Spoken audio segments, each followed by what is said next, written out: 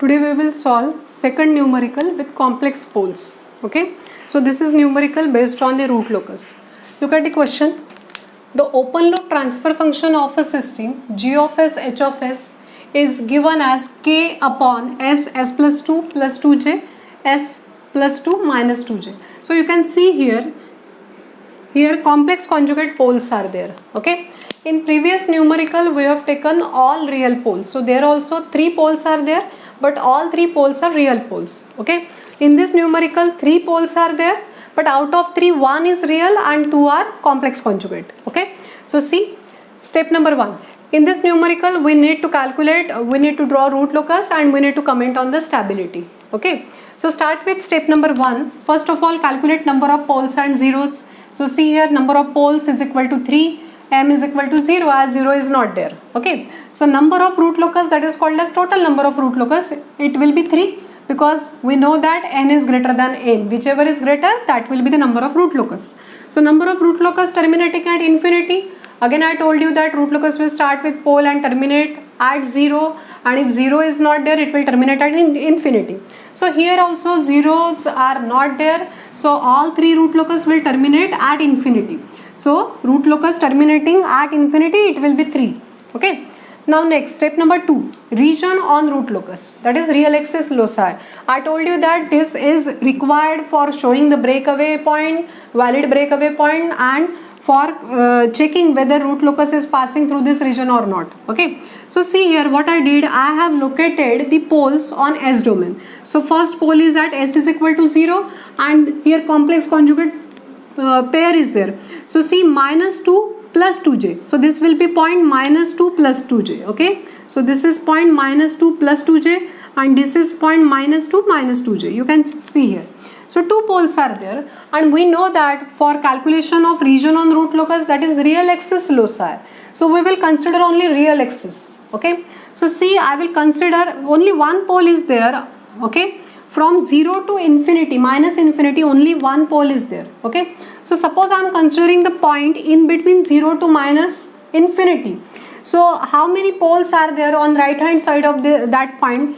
It will be only 1. So that is odd number. Okay, so from, look at this, from 0 to minus infinity, complete 0 to minus infinity, this will be part of region on root locus. Okay, next step number 3.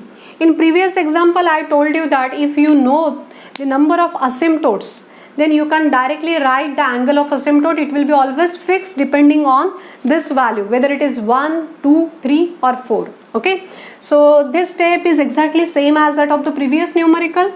So look at this, here also 3 asymptotes are there, so there will be 3 angles by substituting x is equal to 0, 1, 2. So I got angle just like the same, 60, 180, 300. Okay, I hope you got. Step number 4, next we need to calculate sigma c, that is centroid. So this is nothing but point of intersection of asymptotes, or from this point we can draw asymptotes. So see what is formula, summation of real part of poles, I am saying real part of poles, minus summation of real part of 0. So look at this, here real part is 0, minus 2, minus 2. So I have written here upon n minus m is 3. So how much I got? Minus 1.33. Okay, next step number 5, here I have written breakaway point no need. Okay, how I know that this step is not required? See in this numerical you can check that I told you that breakaway point is generally calculated for 2 adjacent poles or 2 adjacent zeros. Okay, so see in this example there is no pair of adjacent poles, that is real adjacent poles. You can see that here complex conjugate poles are there, but real poles or real zeros are not there. Okay, so here no need to calculate breakaway point. I will tell you that suppose you are not getting, or you cannot conclude whether this step is required or not. In that case you need to calculate breakaway point. Okay, just calculate the breakaway point with the formula, that is k is equal to minus d of s by n of s, then take dk by ds. Okay, then obtain the values or roots of s. Okay, so what we are doing there, once we will get the roots, so we are checking for valid breakaway point. Okay, so just imagine that you are calculating the steps of breakaway point. Okay, and if you are getting some value of s, So that S should be on region on root locus. See what I am saying, that S, whatever value that is breakaway point, should be on region on root locus. If that point is on region on root locus, so you will say that is valid breakaway point. Otherwise that is not valid. Okay, so you can calculate this step. Okay, I am sure that whatever point you are getting, so that will not be on the region on root locus. Okay, so here directly I have written breakaway point, no need. Okay, next step number 6 is very important thing, because we know that this step is calculated only for complex poles and zeros, that is phi d and phi a, angle of departure, angle of arrival. So see here, zeros are not there. Okay, only poles are there, that is complex pole. So we know that phi d is calculated for complex poles. Okay, so look at this, I have the formula for phi d. Phi d is equal to 180 plus arg gh dash. So I know the formula for arg gh dash. See, this is nothing but angle. Arg gh dash is nothing but angle. So what I am doing, I am calculating arg gh dash at the second pole. Okay, I told you you can take any one pole, but generally I used to take the second pole. So see, I am calculating the second pole. So see, this will be minus 2 plus 2j. Okay, so second pole is minus 2 plus 2j. So what I will do, while calculating arg gh dash, I need to exclude the point for which you are calculating arg gh dash. So I will exclude this point. Okay, that is pole. So you can see I have taken only two previous poles. I have excluded these poles because I am calculating arg gh dash for this pole. Okay, so see here, your rectangular form is there, you can use calculator and you need to convert it into polar form. Okay, so what I am getting, arg gh dash, I am getting minus 225. Okay, so I will put that minus 225 in this formula. Phi d is equal to 180 plus arg gh dash. How much I got? Minus 225. See, 180 minus 225, I am getting minus 45. Okay, so see the important thing, I told you that once you are calculating phi d for one complex pole, so the second, no need to calculate, you can directly change the sign. So the same thing I did here, phi d I have calculated for the second pole, that is I got minus 45. So phi d for this pole, it will be plus 45. Okay, so we will see how to locate while drawing the root locus, but I hope you are getting phi d concept. Then last step is j omega crossover. Okay, see, I note that this step is required. Why? Because I got 60, 180, 300. And we know that while drawing 60, 180, 300, so 60 degree and 180, 300, it will intersect j omega axis. Okay, so see, from that you can conclude, as the asymptotes are going towards, or it is intersecting to j omega axis, so root locus will definitely intersect j omega axis. Okay, so this step is required to calculate. See, this is characteristic equation. I know that 1 plus g of s h of s is equal to 0, or d of s plus k times n of s is equal to 0. This is my characteristic equation. Then I need to form the Routh array. First two rows from the characteristic equation, you can check that 1, 8. So 1, 8. Then 4k, 4k. Okay. So this will be 32 minus k by 4 s raised to power 0, again from the characteristic equation. Okay. So we know that for system to be stable, first column of Routh array should be positive. There should not be any sign changes. Okay. So see, I have equated this term to 0. That is, this term, for this term to be positive, this should be greater than 0. Okay. So I got k marginal as 32. Then we know that once this element is 0, okay, so complete row will be 0. And what we are doing, we are taking the auxiliary equation of the row just above the 0th row. Okay. So I am taking the auxiliary equation of this row. Okay. So 4s square plus k, that is 32, is equal to 0. Okay. So s is equal to plus minus j omega. I know that omega is equal to 2.82 radian per second. So this is the angular velocity. Okay. So see, we have completed all steps. Then we will draw the root locus by using these steps. Okay. For that, see, again I have written here, scale is equal to x-axis 1 centimeter equal to 1 unit, y-axis 1 centimeter equal to 1 unit, because root locus is symmetrical about real axis. Okay, so I have taken same scale. Now see, first thing I need to show the number of poles in this S domain. S domain means sigma plus j omega axis. So I will show this with S is equal to 0. Look at this. Here 1 and 2 is there. Okay, so this is actually minus 2. Okay, so I will show here when I will equate it to 0, I will get 2 poles minus 2 plus 2j, just like this step. Okay, So I will show here, this is my pole, that is minus 2 plus 2j. Okay, so this point is plus 2j. Okay, and this is actually minus 2 minus 2j. Okay, so I will show here minus 2j. Okay, so I have located only poles in S domain. I hope you are getting. Okay, then I will put all the calculation whatever we have done here. Okay, so first of all I have located poles. Then next I need to show here centroid. So centroid is minus 1.33 I am getting. Okay, so sigma c, see here minus 2 term is there, so this will be minus 1. So definitely here in between this point, here I am showing that sigma c is equal to minus 1.33. Okay, you need to show this sigma c is equal to minus 1.33. Then next I know that I have located sigma c, so from that point I need to show the angle 60, 180, 300. Okay, again I told you that what you need to do, you need to put protractor here. See, put protractor here, this is your reference point. Okay, so you need to put protractor here. From that point you will show 60 degree, 180 degree and 300 degree. Okay, so see I am roughly showing beta 1 with 60 degree, but you need to show 60 degree with protractor. Okay,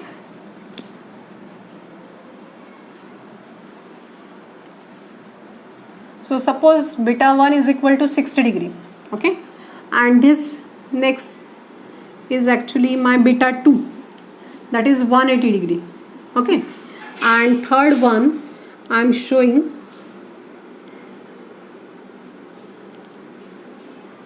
as beta 3 is equal to 300 degree. I hope you are getting. Okay, this is not actually the straight line, but please use protractor and scale to draw the root locus. Okay, and actual root locus is actually the freehand or the rough. Okay, so see I have shown the beta 1, beta 2, beta 3. Next I need to show here phi d, but before showing phi d I will show here actually j omega crossover. So look at this, this is 2. So I know that here actually I am getting 2.82. Okay, so see actually this 2.82 it may be upward, but check it properly. Okay, just I am showing here because I know that this is actually j 2.82. Please show it properly. Okay, I am taking here j minus 2.82j. Okay, so see you will get when you will take exact scale, so you will be in a position to draw the root locus. Okay, so what I am doing now see here phi d for minus 2 plus 2j I got minus 45. Okay, so what I will do, for this point I got minus 45. So see here I will draw a small line here. Okay, and I will put protractor with this point as a center. I will put protractor here. Look at this, I will put protractor at this point. Okay, so here I got the angle as minus 45 degree. Okay, so I know that minus 45 it will be downward, plus it will be upward. So I need to put protractor in downward direction. So here 45 degree minus 45. Look at this. Here this angle is actually minus 45. I am showing here phi d is equal to minus 45. For this point phi d is minus 45. Okay, and for this point again I will put protractor here.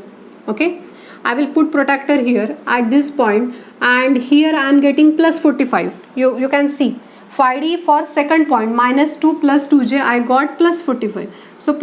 So this angle phi d I am getting here plus 45. Okay, so I have shown all the steps on sigma j omega axis. Now I need to draw the root locus. Okay, so important thing is how I will draw the root locus. For that I must know the number of root locus. Total number of root locus is equal to 3.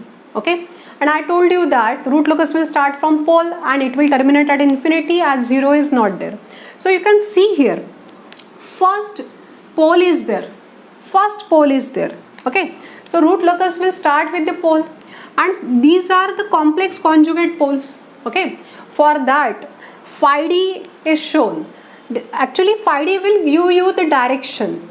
Okay, phi d will give the direction to root locus. Okay, so see what I am doing here. First of all I am just drawing the root locus for complex conjugate poles. So look at this. Here from this pole, see, from this pole -2 plus 2j, root locus will start. Okay, so first of all, root locus will start with this pole and it will travel along this line, because this line is actually -45 degree. So this is giving the direction. Then it will turn because asymptote is moving in this direction, and we know that root locus will travel along the asymptote. So it is giving you the directions. So the root locus will turn and it will intersect j omega axis.